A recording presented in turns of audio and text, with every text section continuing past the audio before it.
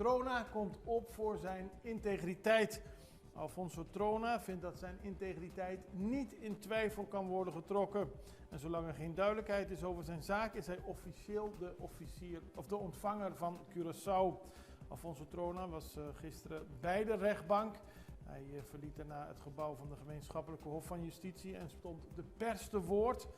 Hij zegt dat hij al sinds vorig jaar thuis zit.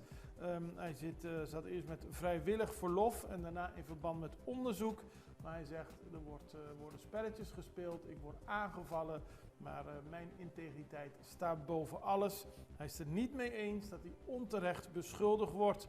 Hij noemt onder meer een campagne van de voormalig minister van Financiën, Javier Silvania, die hem zou hebben proberen zwart te maken.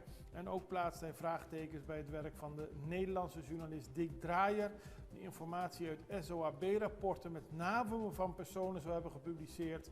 En daarin zou ook de echtgenote van Trona zijn betrokken. Hij vindt dat hij onheus is behandeld en wil voor zijn